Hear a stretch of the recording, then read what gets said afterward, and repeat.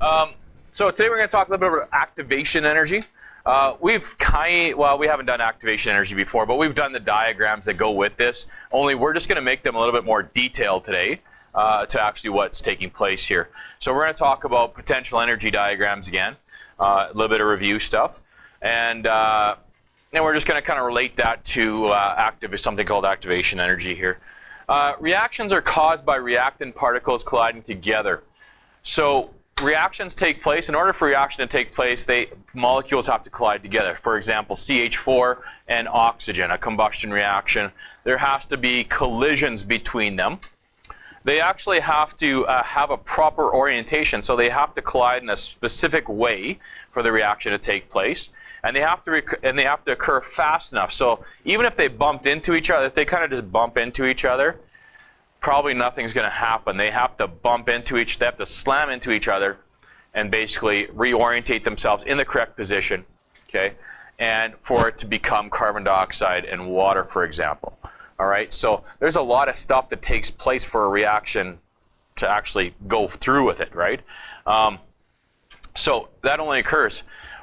That minimum amount of energy that you need, okay, is called the activation energy. It is the minimum collision energy required to produce a successful reaction, the activation energy. Minimum collision of energy required to produce a successful reaction, okay? Most collisions do not result in a successful reaction, or basically in a successful take place. So a lot of those collisions, you might think, well, I'll just mix some carbon and oxygen, and I'll get some carbon dioxide, or I'll do this, and it'll just happen. A lot of times it doesn't happen. Okay. In fact, most of the time it doesn't happen. So really, to make that happen, in a lot of cases, you need to have, like I said, you might have to increase the temperature in some cases. So as the temperature increases, particles have more kinetic energy, right? Faster, the higher the temperature, the faster the particles go. And the faster the particles go, the more force they're going to slam into each other with, and the better chance you have of reactions actually taking place. Okay? The reaction rate will increase. Okay? Reactions with large activation energy barriers tend to have slower reactions. So that's something that you want to consider here. When you're drawing, I'll show you some diagrams here today, but the ones that require a lot of what we call activation energy, basically have a big activation energy. We say that that's a big barrier for it, and it has to, obviously that has to take place. You have to have that much energy for that to take place. So we say that they tend to have, if I have to overcome this much energy, that's going to have a slower reaction rate, because, you know, we have this much energy we need to get through, basically, to have that reaction take place. Some chemical reactions can proceed in two directions, okay? So some can proceed in two directions. For example, if you looked at the production of dinitrogen tetraoxide, if you take two NO2s, you would get NO2O4, okay, dinitrogen tetraoxide. Turns out, if you could actually do this, by the way, you could do Hesse law on this one, yes, products minus the reactants here, and you would get a negative 55.3 kilojoules. That happens in that direction there. So that's an exothermic reaction. A lot of the time, not always, but a lot of the time, you can reverse the reaction, okay? So you might be able to make N2O4, but you might be able to go back this way to make two NO2s, okay? Well, the reaction that goes this way, forwards reaction, has to equal the reaction that goes backwards, right? It's the same amount of energy, right? So not all of them, but quite a few have a forwards reaction and a backwards reaction, right? They can happen in two directions. So there is a way that they want to denote that taking place. And if you look at these two here, 2NO2 gives you N2O4, it's a negative 55.3. This is what it looks like when a reaction can take place in both directions. Because remember, it doesn't matter if you go this way, it's negative 55.3. Well, if I want to go backwards, it's positive 55.3, right? The energy has to be there still. I mean, if you don't believe me, do Hess's law this way. Do Hess's law this way and tell me what you get, okay? Obviously negative 55 and positive 55, that's what you're going to get, right? Same reactants, same products. So for a chemical reaction to take place in two directions, you'll see it quite often written as this. And the important thing to know about this is you might say, well, look, there's a double arrow here, right? Well, the double arrow means that, you know, as we know chemical equations, as we read left to right, if we're going this way, that would be your negative 55.3 kilojoules, obviously, okay? This would also, of course, be an exothermic reaction, correct? Because it's negative, yes? Good, yes? Okay. Right? So that's what that means, okay? And make sure you guys know this. So as you're going this way, that's the number there that you're going to see. You read it left to right, that's the number that goes with that. If you're going to go this way, well, then this becomes an endothermic reaction, okay? And you would have to have your positive 55.3 going that way, okay? In the opposite direction.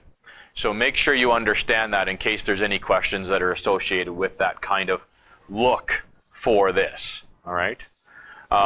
You know, anything like, what would the products be if you were doing an endothermic reaction or something along that line for this one here, right? Or which one would be the product if you were doing an endothermic reaction. And it's not to say that this way always has to be negative and this way has to be always positive. It really depends on the two reactants you have here, okay? So just keep that in mind. This could have been a positive here, and we could have then had the opposite going on there, right? So just kind of keep that in mind. The number, what I'm trying to say to you is the number that they give you there is reading left to right, okay? That's the number that goes with that, of course, all right? So you'll see that. You can use a potential energy diagram to identify the EA, the activation energy, for both a forwards and a reverse reaction. Okay.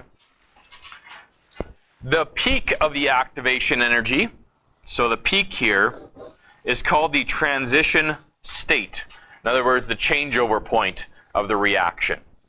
Okay, the changeover point.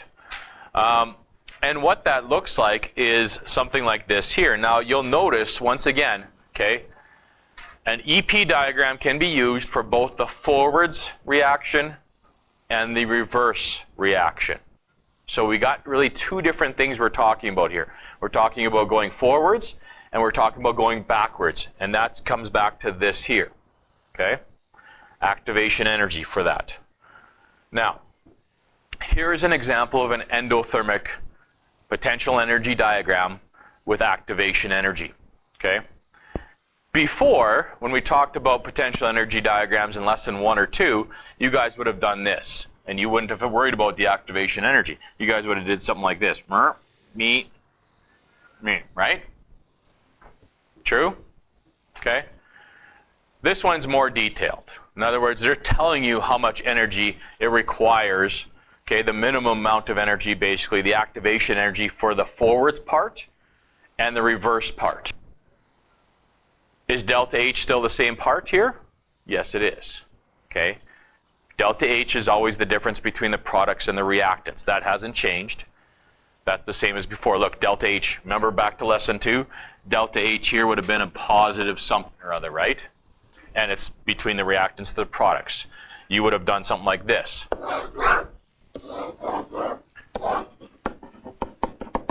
Right? True?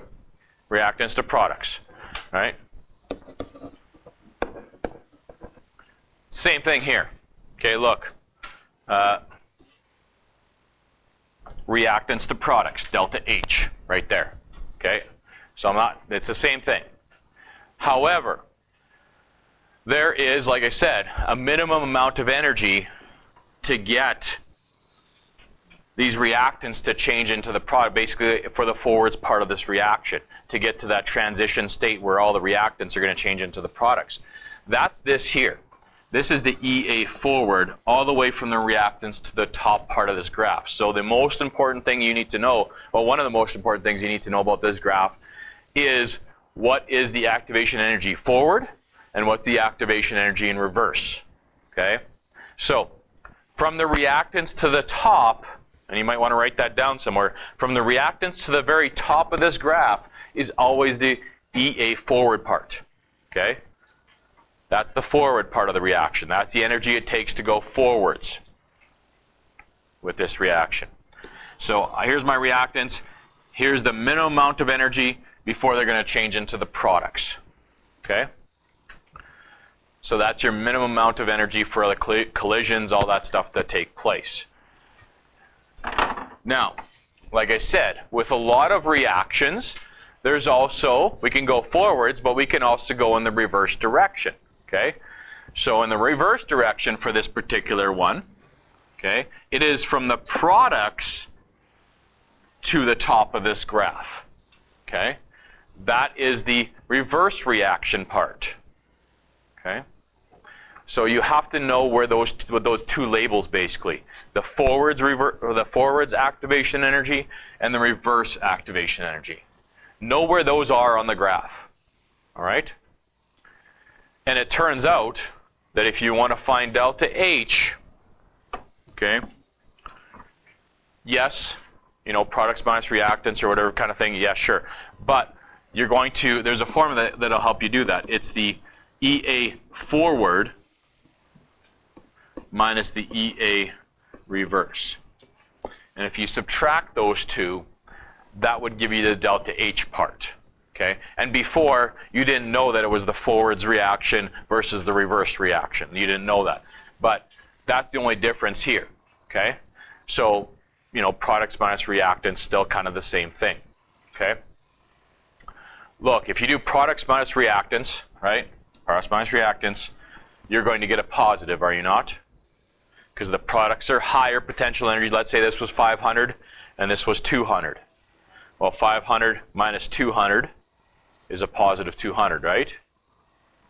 Of course, delta H here is going to be a positive because it's an endothermic graph. Look at the forward activation energy, right? Quite a lot, whatever that turns out to be. I don't know what that is. You could put some numbers down. 200, let's say this is 700, for example. Well, the activation energy would be 500, right? From 200 to 500, so I'd have to have 500 kilojoules of energy. And let's say this was, I don't know, I'm just making numbers up here. Let's say, what is that? Halfway in between? Say 400, roughly. Well, yeah, whatever, 450. But, okay, 200 to 400 would be 200 energy, 200 kilojoules of energy, right? So you have your 500 minus your 200, which give you a positive 300. It's going to be positive, okay? What? I made it up. Well, 500, 200 to 700. Forward, right? It's not the whole thing. It's just from here to here. If it starts at 200 and it goes up to 700, that's 500, right? Okay? The point is it's endothermic, right? That it's positive, right? We can see that, okay? So, very important. EA forward is always the reactants to the top, and the EA reverse is the products to the top, okay? Right? That changeover state. So if you're going to do it this way, it would require this much energy to get to the products. If you're going to do it from the products, if you're going to reverse the reaction, it would take from here to there to make this reaction happen, okay? Exothermic, same kind of deal. Once again, same stuff, okay? Delta H is the difference between the reactants and the products. You have to know that, okay? Delta H is the reactants to the products always. That never changes. The EA forward is always the reactants to the top. Reactants to the top. You say, well, what can I do it over here? Sure you can. I don't care. Reactants to the top. And the EA reverse is always the products to the top of that graph, to the transition state, to the peak. Okay? And in this case, that much. Okay? And once again, I think you guys understand, if we're doing products minus reactants, in this case, you got a lot of product, right? And you have a small amount of reactants, right? So, once again, okay? In this case here, like I said, if you want to calculate delta H, you're going to take the EA forward minus the EA reverse. That's the equation that'll get you that delta H there. It's always the forwards minus the reverse, okay? So, You can see in that case, not much forward, a lot of reverse, right? In this case here, it's going to be exothermic, it's going to be a negative, right? So EA forward minus EA reverse will get you that delta H. All right? Now, usually you don't have to worry about numbers on these graphs. I mean, we'll give you some of that today a little bit just for practice kind of. But most of the time it has something to do with the look of this graph.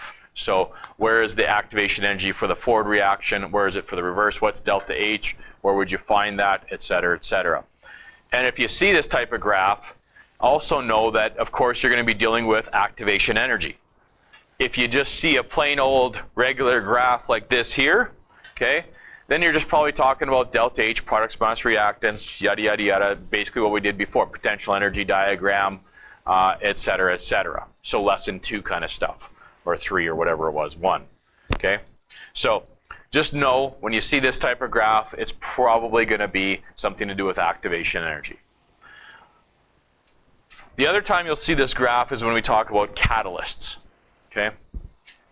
Catalysts, well, I guess, first of all, the rate of a chemical reaction is affected by its activation energy barrier. So if you look back to this graph here, okay, this is the activation energy barrier. If you look from here to here, okay, I need to get past that activation energy barrier for this to change into the products, okay? And you might say that doesn't look like a lot. Nah, in this case, probably not a lot. Okay, it really depends on the scale, et cetera, et cetera. So it could depend on many factors, but maybe perhaps not a lot between here and here. But this is the minimum activation energy, the minimum energy that's associated with changing the reactants into the products. That's the barrier we need to get across. If you have a large activation energy, the reaction is going to be quite slow. Okay? So large activation energies, usually quite slow. A catalyst is a chemical that increases the reaction rate, but it's not used up by the reaction. Okay? And we're going to get you to do a little research on that today. Catalysts are not consumed by the reaction. In other words, they provide an alternate energy pathway which has a smaller activation energy. Okay? Think about this for a second. If it's not used up, look at this graph here. In other words, if it's not used up, well, actually, let's go to the next one here. A catalyzed reaction, right, because the catalyst is not being used up, a catalyzed reaction will have the same products and the same reactants. So if they have the same products and reactants, what do you know about delta H? What do you think? What? Stays the same, right? So the catalyst is not used, does not get used up, okay, in the reaction. It helps speed it up, but it does not get used up. So you get the same products, you get the same reactants. Therefore, delta H will remain the same, okay? Here is the other time you'll see these types of graphs, these activation energy graphs. The activation energy graph here shows you 2 different ways of doing this chemical reaction. One, okay, and you might say, oh, there's not a big difference here. There's not, but one looks like that. That would be your uncatalyzed reaction pathway, okay? So if I didn't use a catalyst in that reaction. You can see the EA is larger. It would take more time to get to that activation energy. This one here is smaller. So we're able to overcome that barrier sooner, and therefore, since we're able to overcome that barrier sooner, has a quicker reaction rate. Speeds up the reaction, in other words. Okay? And it tells you down here, you know, they'll often have this kind of legend here for you as well. When you see that type of question there, you know that you're going to be talking about catalysts when you see 2 different pathways. They might ask you which one's the catalyzed one. Well, obviously the purpose of a catalyst is to speed up the reaction. It's got to be the shorter one, right? And they might ask you other questions based on that. But look, once again, does the delta H change? No. The reactants to the products are still the same. You still get there the same, well, you don't get there the same way, but you still have the reactants, you still have the same products. Delta H doesn't change, okay? But it does speed up the reaction. Delta H remains constant whether a catalyst is used or not, and that's very important. And they may even ask you something about that as a multiple choice type of question. They might say, Johnny uses a catalyst to do this, this, and this, whatever kind of thing. What is the effect of delta on delta H? Okay, and the thing is there is no effect on it. It remains the same. It's still the same. Okay. Catalysts are used in things like, well, you'll see in your questions here today, but they're used in things like catalytic converters, catalytic, catalyst, kind of sound the same, okay? Catalytic converters, things like that, or in some cases just any reaction that takes an abnormally long amount of time. Acid is a good catalyst as well in some cases. It helps speed up the reaction, okay? So that is activation energy and